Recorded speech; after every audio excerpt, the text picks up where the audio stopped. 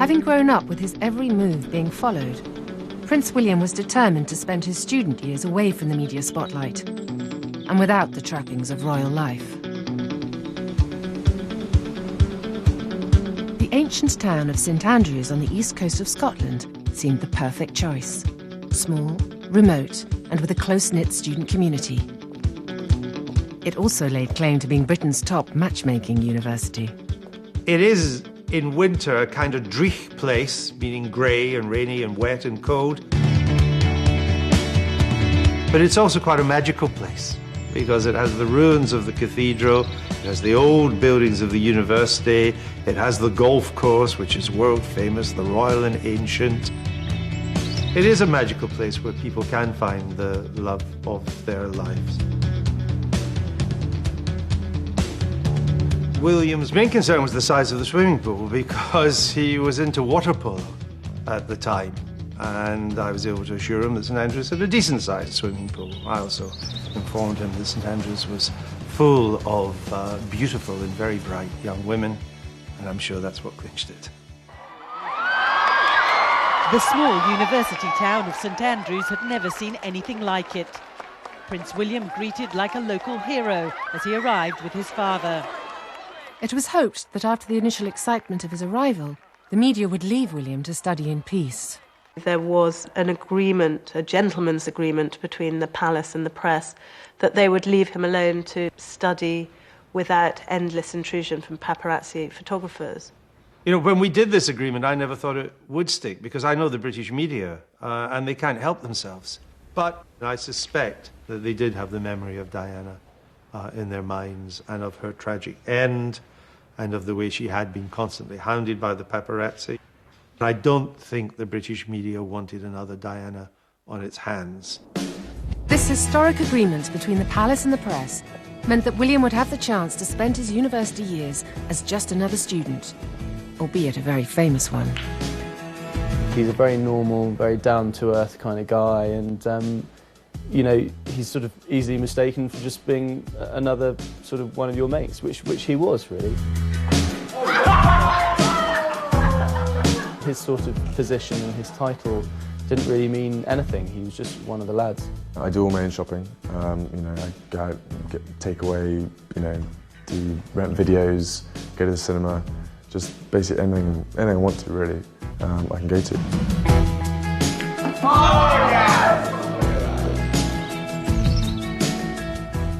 William would spend his first year living in St Salvator's halls of residence, known locally as Sally's, and it was here that he and Kate Middleton would finally meet. I was in the room next door to Kate's in first year on the girls' floor corridor in Sally's. I think the first thing that any of us noticed about her was just how attractive she was. She was known as Beautiful Kate almost from day one. Everyone gets their nicknames in hall, and yeah, she was Beautiful Kate. The first time they met was on their way down to breakfast. The students would take breakfast in a canteen. William was part of a clique called the Sally's Boys, several friends from Eton and friends that he'd made at St Andrews, and he'd noticed this gorgeous girl come in for breakfast, and eventually he plucked up the courage to invite Kate to join him and the Sally's Boys. I actually went bright red when I met you and sort of scuttled off, feeling very shy about meeting you, but it did take a bit of time for us to get to know each other, but we did become very close friends from quite early on. I think she did stand out because she was the only girl sort of selected to be in this kind of privileged group of William and his Eton friends. I think there were girls at St Andrews who had sort of planned in the back of their minds this sort of fairy tale thing that they were going to meet Prince William and then get together with him and then end up marrying him, and I'm sure there were girls like that. I don't think Kate was one of them at all. We were friends for over a year first, and it just sort of blossomed from then on.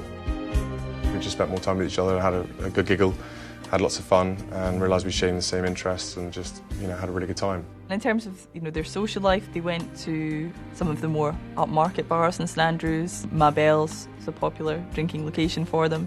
I can remember Kate having to be carried back to her room by one of the Eton boys because she couldn't walk, and she was drunk.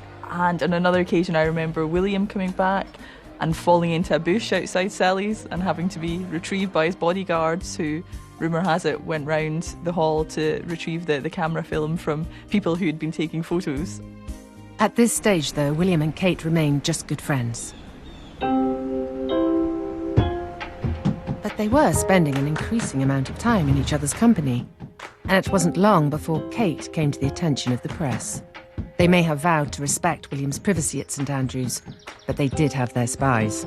The first pictures that I got of Prince William and Kate Middleton were coming to the end of their first year at university. I literally bumped into them on the street and went back to my car and got maybe about 30 frames.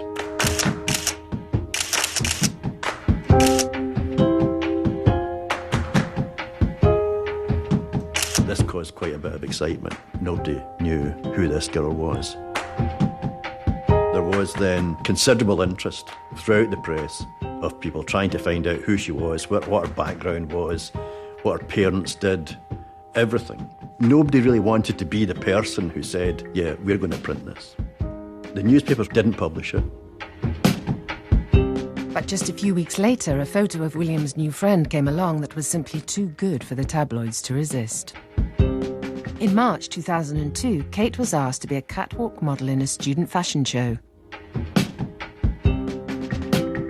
Of course, William was keen to go along and show his support. The fashion show in 2002 was still quite small, so it was being held at the Students' Union.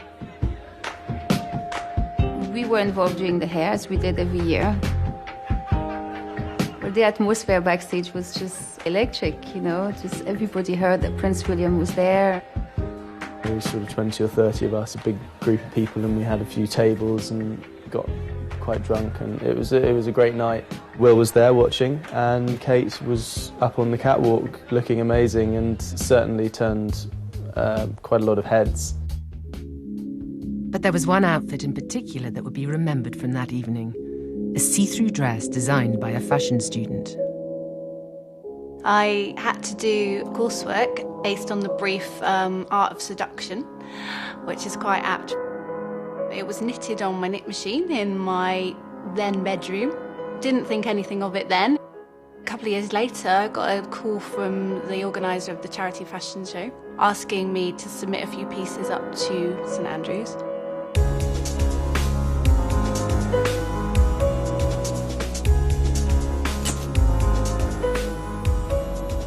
When Kate put on that see-through dress, Charlotte Todd's student design project made fashion history.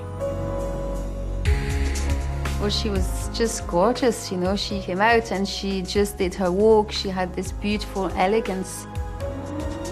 And suddenly this sort of butterfly emerged from the chrysalis, as it were. She did the walk.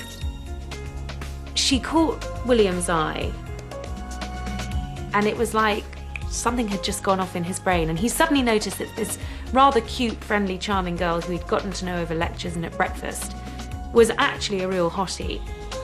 It shows confidence to show your underwear in front of people, and knowing that a prince is there as well, I think that she may have known what she was doing.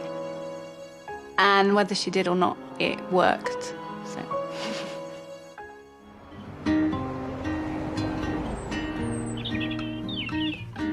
For their second year at university, William and Kate shared a house in one of St Andrews' most exclusive streets, renting a top-floor apartment with two other friends. It was here that their romance blossomed. But it would be another 18 months before the relationship was revealed in the press. When the couple were photographed together on a skiing holiday in the Swiss Alps. There was a picture of William and Kate on the tow bar, and the editor said, Clarence House don't want us to run this picture, but if I find out that these are an item, we're going to run it. Today's edition of The Sun dedicates its first 5 pages to a story about the prince's alleged romance with a fellow student. The girl, said to be the prince's first serious girlfriend, is Kate Middleton. She is a flatmate of the Prince at St Andrews. There wasn't to be any more denying after that, because it was a picture for everyone to see. This was a couple, and Wills gets his girl, I think, was the headline. And he had, but the truth was, he'd had her for quite a time. Kate and William graduated from St Andrews a year later. William Wales. With some well-known faces in attendance. The graduation itself was a fairly intense experience because I think, like most young people, you know, the family was there, and I suspect that most folk want their grannies to be at their graduations. It's just in this case, the granny was the Queen. Catherine Middleton. Kate's life was going to change unbelievably. She was a sort of a normal girl who went to Marlborough College, and suddenly we knew even then she was going to become one of the most photographed women in the world.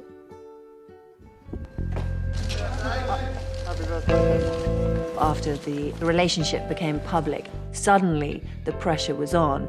She was the young woman many said would be queen, but no longer. They knew that that was going to be the greatest test of their relationship.